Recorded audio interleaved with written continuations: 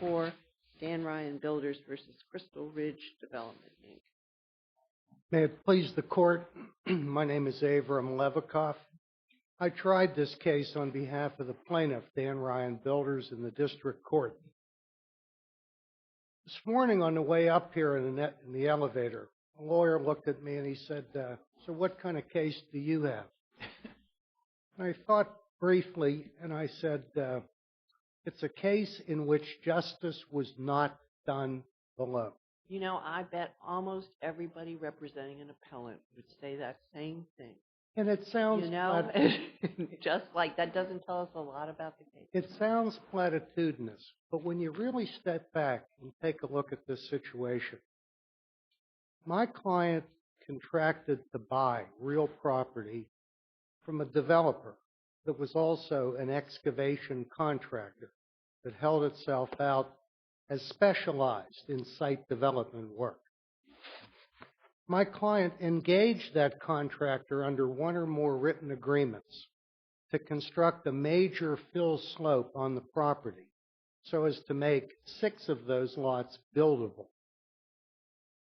The contractor, according to the district court's explicit findings, did the work on that fill slope in a shoddy, inappropriate manner, utilizing poor construction practices.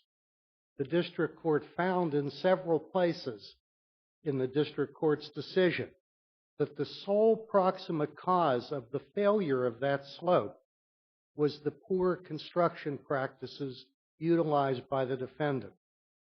As a result of the slope failure, not only did the slope fail, but the slide substantially damaged the natural soils on that property.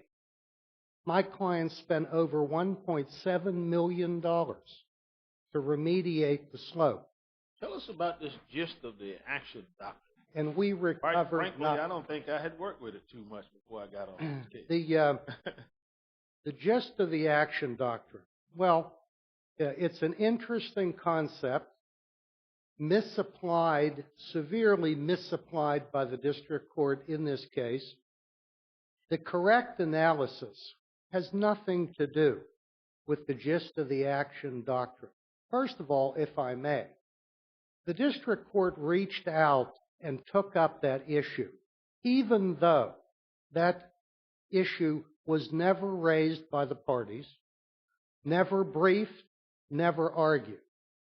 Now, we can debate all day long about whether that was appropriate to begin with or not. We argue that issue back and forth in the briefs. We tend that under the party presentation principle discussed in this court's recent Bunn decision, in which Judge Wynn joined a majority opinion by Judge Davis, that under party presentation principles, that issue never should have been considered. The defendants argue under the antecedent issue exception to the party presentation principle that that's an antecedent issue and the court could properly take that up. Well, however you resolve that interesting question, the real problem with what the district court did is it reached out into left field, took the issue, decided the major issue in the case on that ground without ever notifying the parties that it was going to bring that issue into the case and without giving the parties any opportunity to brief it, argue it, or otherwise develop it. Why didn't you bring a breach of contract claim? We did. We brought multiple breach of contract claims. The breach of the contract, Crystal Ridge's breach of the contract with the independent contractor? There are breach of contract claims pleaded in the complaint.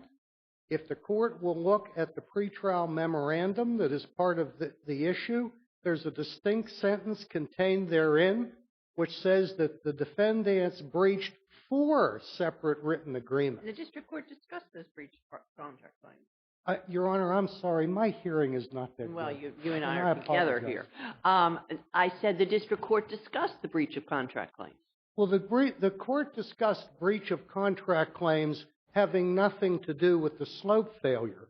There were other collateral breach of contract claims. In fact, the most inexplicable thing about the district court's decision on the slope failure, which was the gist of the case, is the court decided that it didn't state a tort claim. That was a misanalysis, and I'll come to that. But having determined that it didn't state a tort claim because it theoretically stated a contract claim only, the district court then, without any explanation, utterly failed to consider whether damages should have been awarded for the slope failure on a breach of contract theory either. That's simply not explained in the gist of the action, sua sponte look of this complaint was about with the district court? It's almost like let me make sure. I thought you alleged tort type. We did, tort and contract, both. So the district court could have said no duty, and that's the end of that ball game. But you say you alleged both, but the court sort of says, okay, we're going to look at the gist of the action here. The real problem with the court reaching out and taking up this issue, not raised, not developed, and not briefed, is it leads to misanalysis. That's the real problem. And I would point out that even in the Senni case, Judge Motz's decision in a like applesauce, Mott's. Mott's, my apologies. Unfortunately, I don't have anything to do with applesauce. That's pronounced the same way. Your Honor can appreciate my name is abominated all the time. That's fine. You can call me, but I thought you might be interested. But go ahead. The point is, even in the Senni case, where the court did, under the antecedent issue concept, take up an issue not argued by the parties, the court gave the parties notice that it was going to do so and invited briefs. That was on the issue of the FCC arbitration ban. That's what the district court didn't do here. And the problem with not doing it is because there is no development. It leads to misanalysis. And that's exactly what we got. The district court essentially held as follows. There's a contract that calls for the construction of this slope. Therefore, theoretically, there would be a breach of contract cause of action, which there may be. But the court then says, consequently, there's no tort duty. That is not a correct method of analysis. Under West Virginia law, which governed the issue, the way to determine if there's a duty in tort is to apply fundamental principles that have been articulated by the West Virginia Supreme Court in case after case. Robertson versus LeMaster, Sewell versus Gregory, Lockhart versus Airco. The real test is whether the conduct of the defendant, if negligently performed, gives rise to a foreseeable risk of physical harm to person or property, and whether the harm occurred within the ambit of that risk. That's the test. And if the court will carefully scrutinize this gist of the action analysis employed by the district court, none of those principles are considered in the slightest. And if the court looks at any of the West Virginia cases that deal with the test for determining whether there's a duty in tort, it employs those principles. Syllabus points 3 and 4 in Sewell versus Gregory. The ultimate test of the existence of a duty to use care is found in the foreseeability that harm may result if not exercised. The test is, would the ordinary man in the defendant's position, knowing what he knew or should have known, anticipate that harm of the general nature of that suffered was likely to result?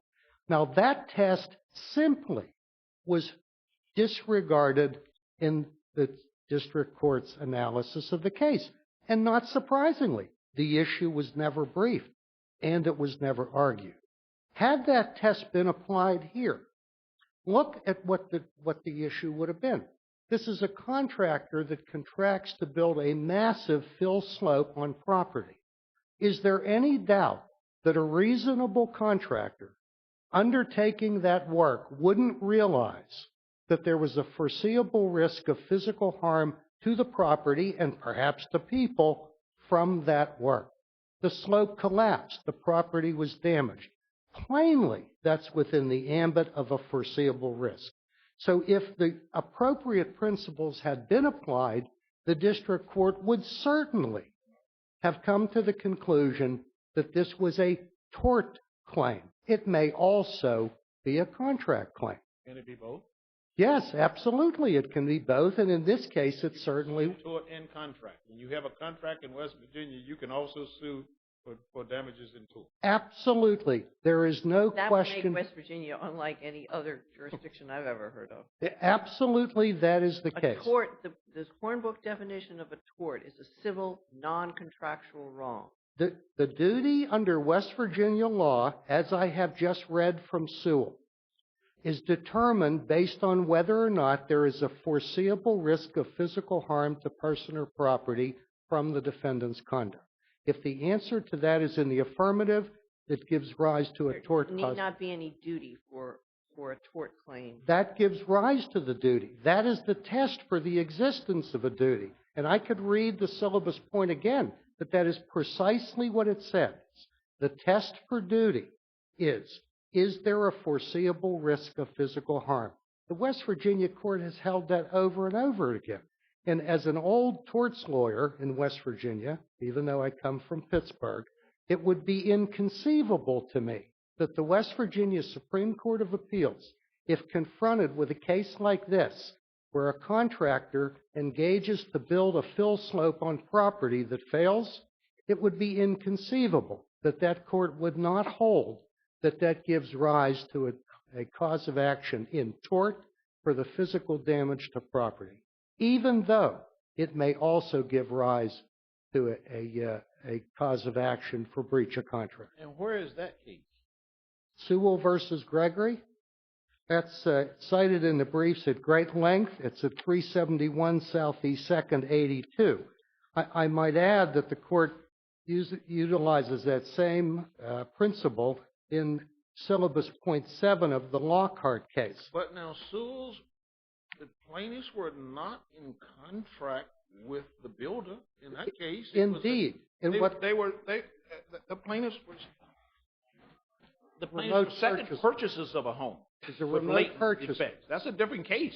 Well, it is. It's factually different. But look at what the More than Supreme factual difference, that means they're not in contract. But look at what the Supreme Court says about contractual privity. But The begin Supreme with the Court- principle that if you have a contract and that covers it, you don't have a tort claim. That is And so not that- the holding of that case I at know all. it's not the holding of that case. We're trying to get you to give us a case where that is the holding. What Sewell said, that there is no case that holds that way because there is no West Virginia case that says simply because there's a contractual relationship that a fortiori negates a tort Okay, duty. but is there a no case that such says case.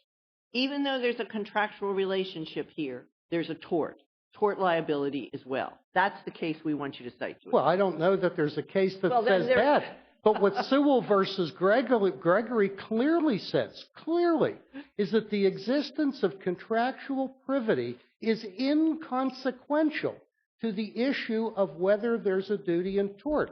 And the court says, what is consequential to whether there's the existence of a duty in tort is whether the consequence of negligent performance of the defendant's conduct is a foreseeable risk of physical harm to person or Well, I property. get very forceful, and I'm trying to be with you and trying to understand you. But my belief is that Sewell is not helping you except for the general proposition because the position of the parties in those cases did not present that issue to West Virginia. Those parties were not in contract. There was no contract in Sewell. And the court says that that's inconsequential to the analysis. Because it's not an issue in the case. Lockhart and Erco is another So Lockhart situation. is your next case. That's the case you're Lockhart is a family that contracts with a furnace, an HVAC contractor, to put in a furnace. They come to do the work. I assume that they disconnected the heat while they were doing the work. The fellow who lives there gets sick and dies of a pulmonary condition.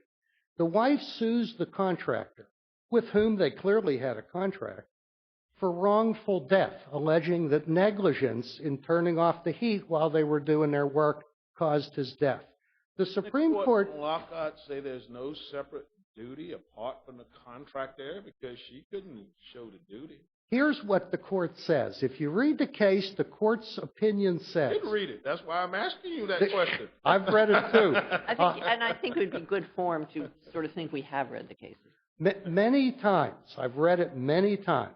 On the issue of whether there's a duty in tort... You accused us of not reading it.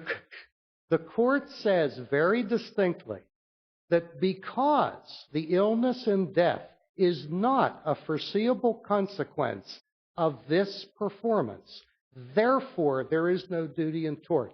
Right. The court did not say simply because there's a contract there is no duty in tort, and that court has never said that in West Virginia. So the court didn't say there is no separate positive legal duty apart from that in contract owed to this person. What the court did is rejected the tort claim. The court didn't say that. You say the court did not say that in that case. The court did not hold that merely because of the existence of a contract, it negates a tort duty. I understand it didn't hold that. I'm just saying in that case for the proposition that you're stating it for, I've already said I'm not bought on this Sewell case because there was no contract there. Now we're on Lockhart, and Lockhart he says there was no tort duty here. And then the court essentially holds there's no separate duty here, positive legal duty. Because his death was not foreseeable. That's the holding of the case. Because his death was not a foreseeable consequence of the alleged misperformance. The court says there is no duty in tort. Because that is the test. This is an issue that could be certified to the West Virginia Supreme Court to see if they agree with you on this.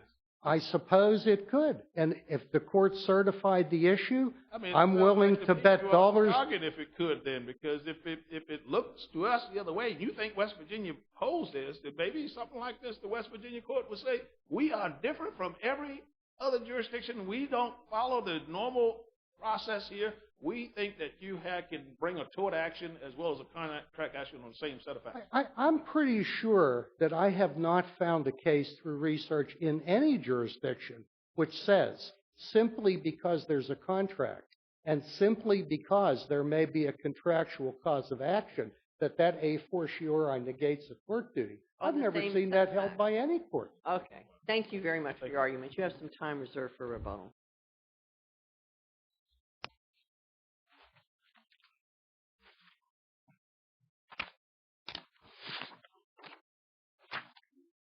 Good morning. Good morning. If it please the court, my name is Tiffany Durst, and seated at council table with me is my associate Nathaniel Griffith, and also Chad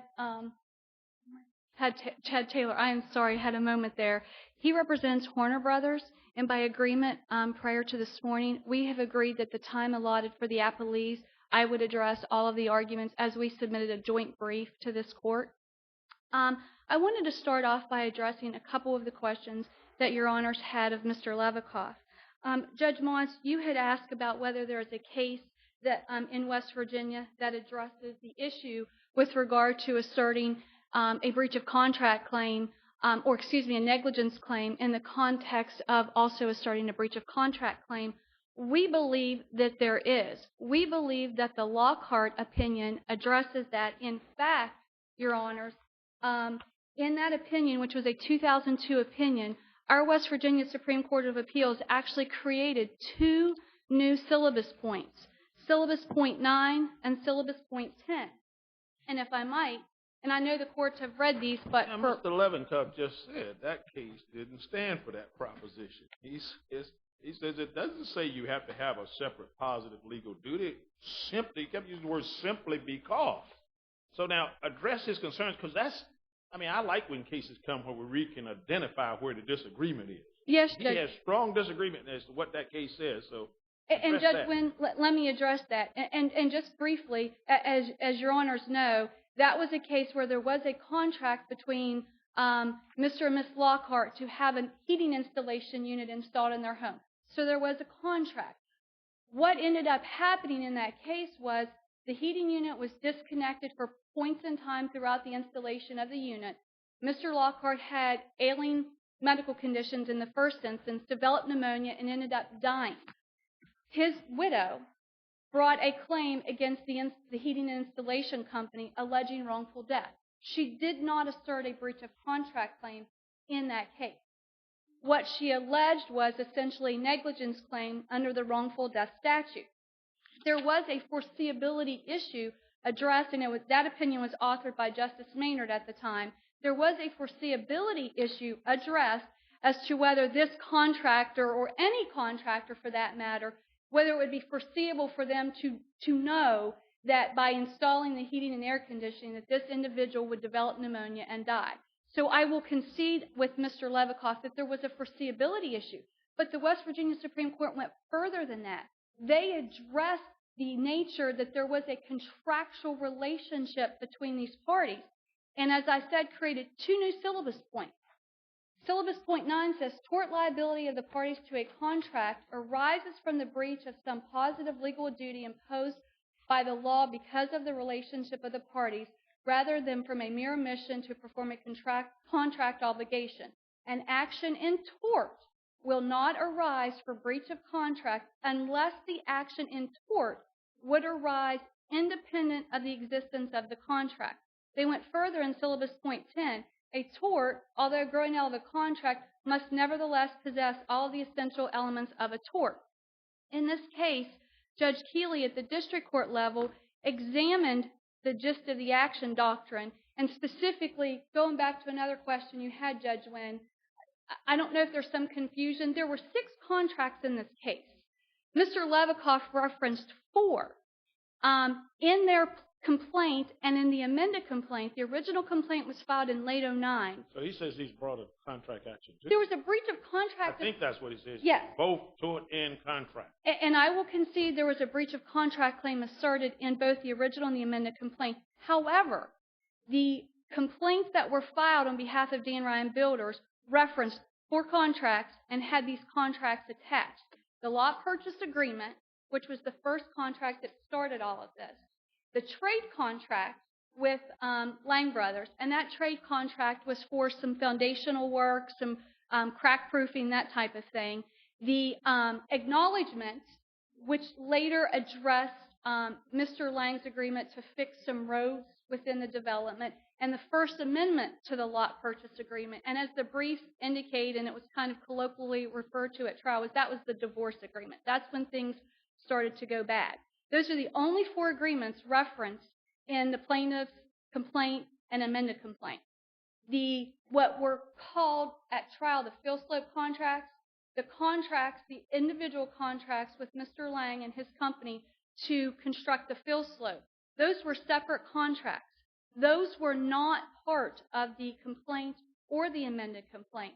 And Judge Keeley did address that and note that in her opinion, specifically in the joint appendix, which I know was quite large, that at 2373, where she noted that the fill slope contracts were conspicuously absent from the plaintiff's amended complaint. Well, I suppose Mr. Levikoff is going to say I didn't sue for breach of contract with those contracts. I sued for the other 4. Well, but then that goes to the argument, Judge Wynn, in this case, that they're saying that Judge Keeley inappropriately applied, number one, the gist of the action doctrine, but part of their argument before this court is that she shouldn't have found against them on the breach of contract for the fill slope contracts because they argue it was tried by consent and some other issues. But the issue in this case is that the fill slope contracts were clearly entered into long before the complaint was filed in 2009, before the amended complaint was filed in 2010. The other salient point about the fill slope contracts, before I address a couple of the other issues, is that after, and remember, this was a bench trial. This was not a jury trial. This was a bench trial before Judge Keeley, and it was a 5-day trial. We finished the trial and then had to wait on the transcript, and she directed the parties to submit post-trial findings of fact, conclusions of law. She entered a paperless order that actually directed 2 separate submissions. Dan Ryan Builders, for whatever reason, submitted one post-trial filing that was 70 pages long. That's also part of the joint appendix, Your Honors. In that 70-page post-trial submission, they did not make any claim whatsoever for breach of contract damages arising from the fill slopes. None. what they said, if I can get to it. It looks to me the trial judge could have just said no duty. You lose. With regard to applying the gist of the action doctrine?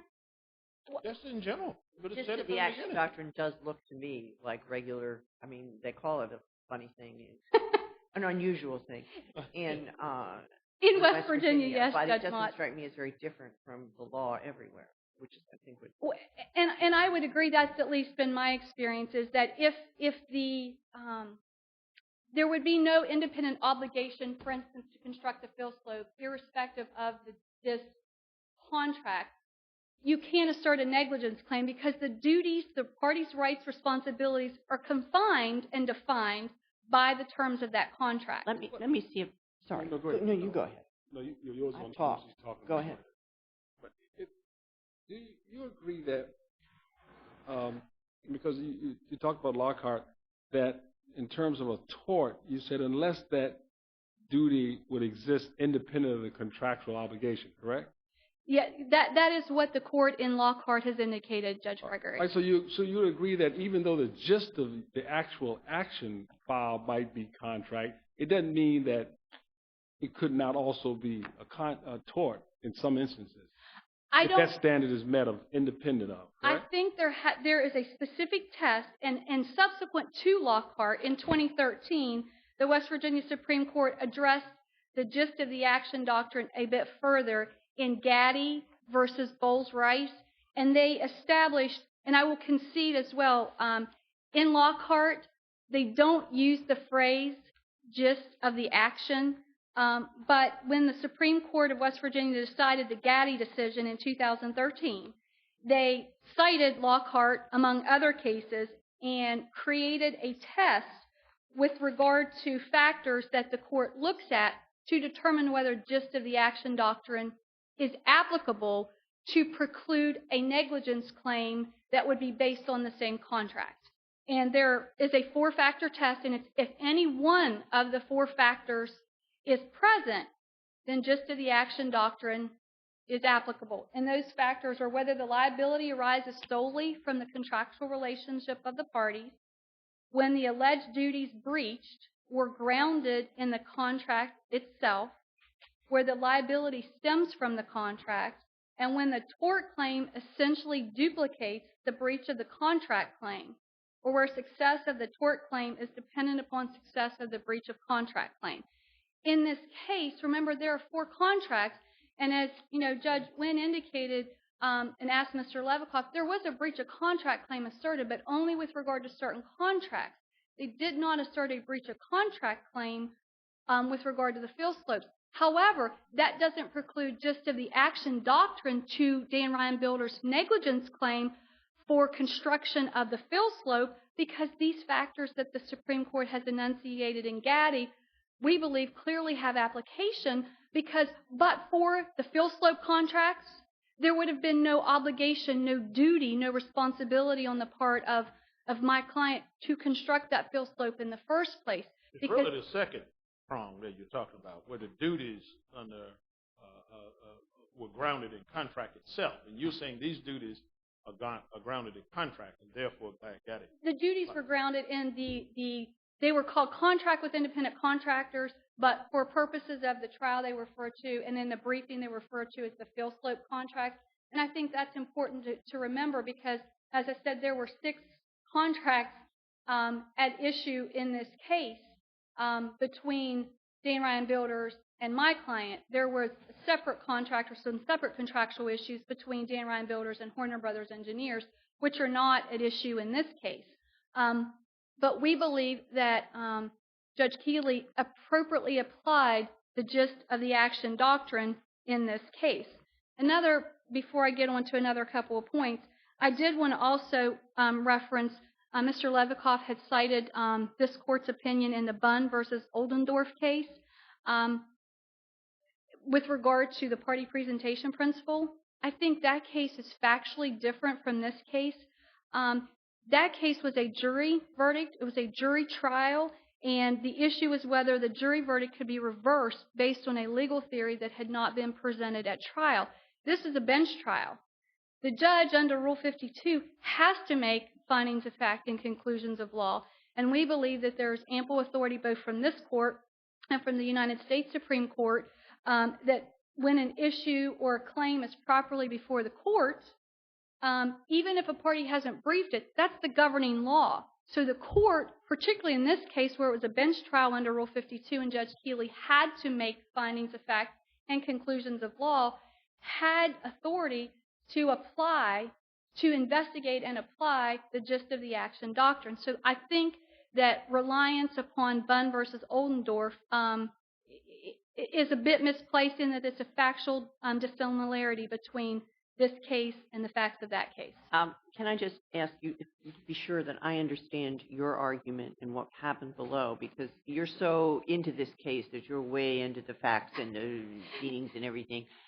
There were 4 contract claims pled in the complaint. Is that correct? Yes. The Yes, district court addressed all 4 of them. Yes. Yes, she addressed all 4 of those contract claims. Okay. She said with respect to the tort claims that were alleged from the same set of facts in the complaint, that she was not going to address those because they were contract claims. And they were precluded by application of the gist of the action And she doctrine. calls it the gist, but Yes. the basis for that is that they are actually contract claims, and she's addressed the contract Yes, claims. Your Honor. There are 2 fill contracts that were not pled in either the complaint or the amended complaint. There's Correct. no contractual claim made with respect to them. Correct. The district court does address them, and she finds and she rejects them, finding that they weren't. I think she finds they weren't pled for And starters. yes, she used language. She could have ended there. Yeah, she found language that they were conspicuously absent from reference to the complaint or the And amended that in complaint. itself is a sufficient basis to reject them, right? Yes. We believe so, Your Honor, for a number of reasons. But there are other reasons for rejecting them, according to you. And the other reason is that they are contract claims, again, and that they weren't specifically alleged. You don't know which of the fill claims they're talking about. They never have made that clear. Is that correct? They did not, Judge Motz. In fact, Mr. Levikoff referenced a lone reference in the joint pretrial memorandum with regard to the fill slope contracts.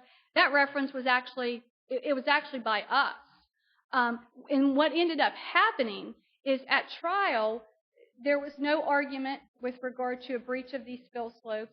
In the post-trial submission, there was no argument with regard to a breach of the fill slopes. And Dan Ryan accounted in their pretrial, I see my light. No, okay. that's just, you still have some time. They accounted for every penny of every damage that they were seeking in their post-trial submission. There was not one reference at all in 70 pages that they were seeking damages for breach of the fill slope contract. Okay, I think we've got that part of your fill slope argument. But I thought you had another part of your fill slope argument. In other words, your colleague on the other side says, look, okay, I'll accept everything the district court said for purposes of this argument about contracts rather than torts, and those first 4 things were contracts, and they didn't give rise to a tort claim. But after all, these fill slopes were contracts too. So why don't I get any recovery here? They weren't and your first pled. argument is they weren't pled. They weren't Do you pled. have another argument? Well, and there was no evidence introduced at trial with regard to the breach of the fill slope contract. And I guess you said that they, in their post-trial pleadings, they don't make any specific claim about what injuries arose. They did not. And just briefly, the way that the post-trial submission happened, I think, is important for purposes of at least our position. As I indicated in a paperless order, Judge Keeley directed the parties to submit separate briefs the way she wanted them for the post-trial submissions. Certain briefs. What is you have told us that. What's the significance of that? Well, and here's what happened. For whatever reason, Dan Ryan Builders submitted one 70-page submission. Right. We submitted our submission as we were required to within the page limitation on the same day.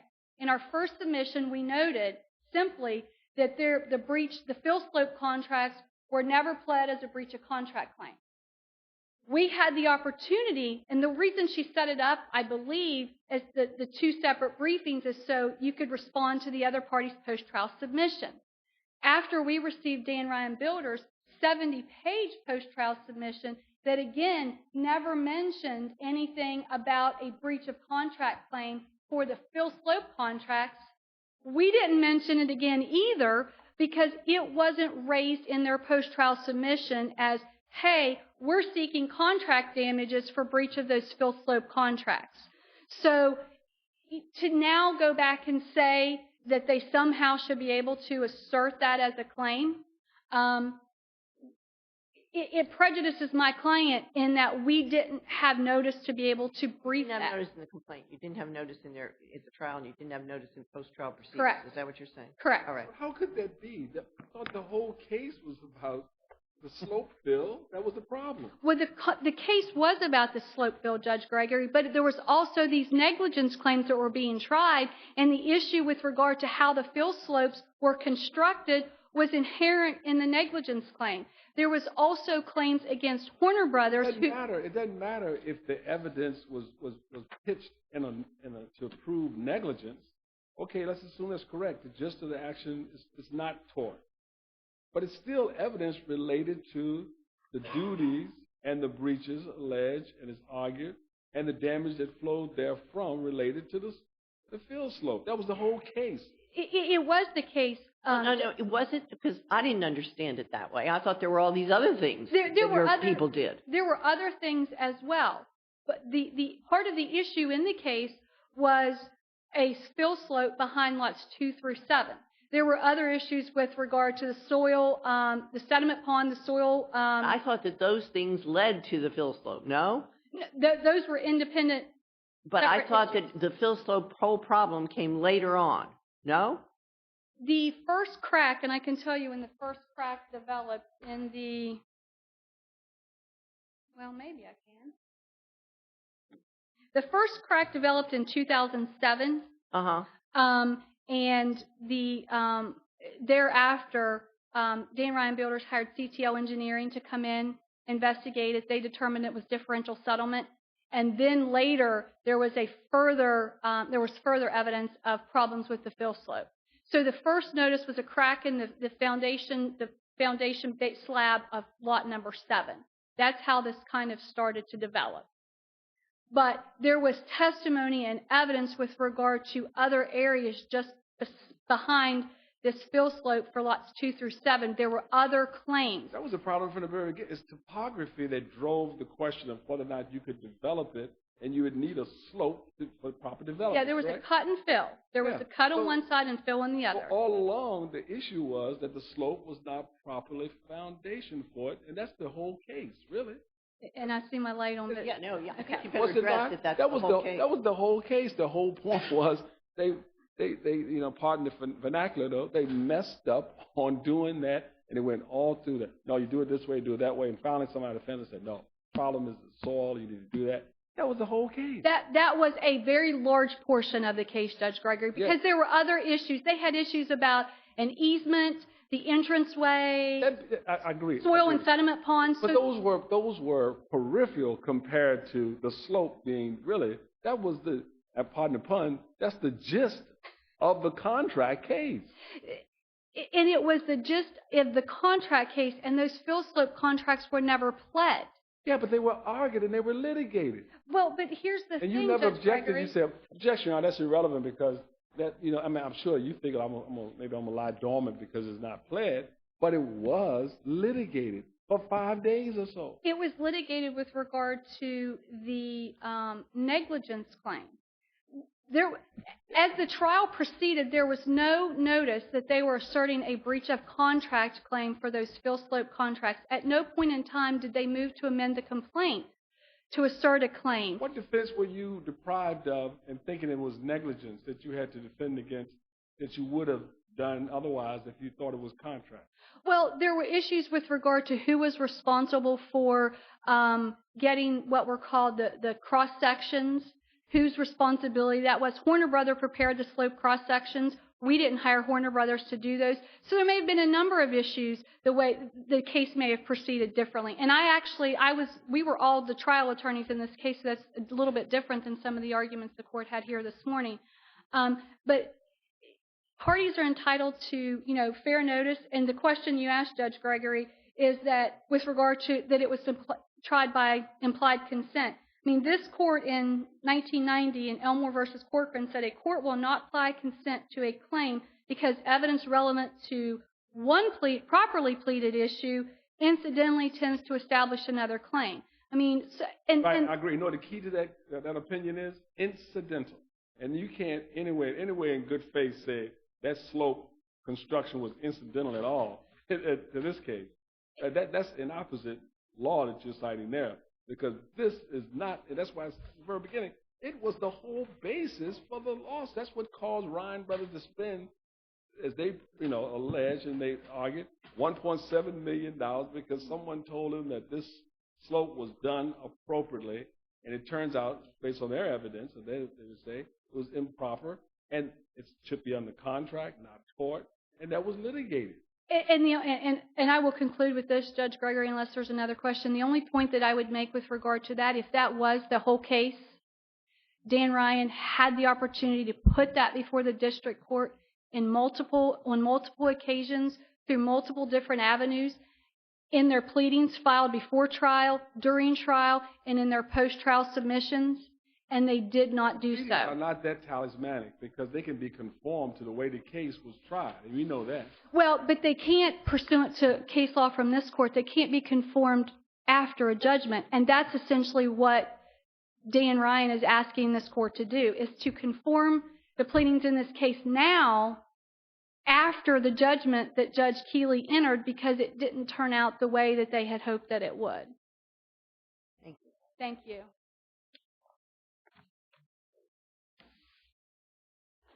But please, the court, the district court at JA 2373 in a footnote in her memorandum notes that the contract with independent contractors, which is what my opponent calls the Phil Slope contract, wasn't mentioned in the amended complaint. But as the court has already observed, that issue was clearly tried by consent. First of all, my opponent is the one that informed the district court at the pretrial conference that the slope was built under the contract with independent contractor. I'll read from pages 4 and 5 of the appellee's brief. At the final pretrial conference in this matter, counsel for Lang defendants pointed out that the obligation to construct the Phil Slope at issue arose out of the Phil Slope contracts. Why didn't you include it in your pleading? Well, because that was years earlier, and a different lawyer prepared it, and he prepared it the way he prepared it. But under federal practice... He prepared the pleading? Prepared the contract? He prepared the amended complaints. I did not draft the amended complaints, but we sure enough made clear that those contracts were in the case. In the pretrial, the joint pretrial memorandum, it was pointed out... I kind of wish the law was the way it's being articulated to some degree. I'm not sure that's it. I've seen a bunch of cases come up here. If you don't plead something, you lose. And, I mean, that's pretty strict stuff. And I see a lot of people look like to me it's unfair that that's held pretty tightly, and particularly after judgment. I'm pretty comfortable. I empathize with any counsel who takes a case on and you're looking at a complaint and you say, oh, my Lord, why is it not here? But you got 4 of the 6 contracts, as I understand, are there, and the 2 that you need are not in it. Well, no, they are. They were admitted into evidence without objection. They're not pled. They were not being pled. A breach of that contract. They were not pled. Absolutely. How do you know how to try a case on the other side if someone doesn't say you breached this contract? That's why we have a joint pretrial memorandum put together by the parties, and that's why we have pretrial conferences. I'm telling you, I just don't know if it works that way, but maybe if it does, it's, I would like for the doors to be open. Yeah, let's just find out what this is about. I don't think that's the way it works. Would have been nice if it was in the to complaint. certain pleadings, and one of the main things, if you don't tell someone this is the contract and this is the breach, that's pretty simple stuff to do.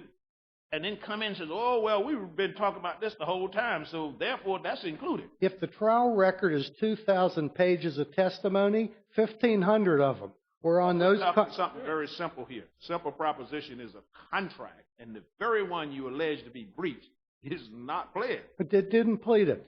But I'm pretty sure that 1,500 pages of testimony in the trial record, plus the defendant mentioning it at the pretrial conference and putting it in the memorandum, is trial by consent.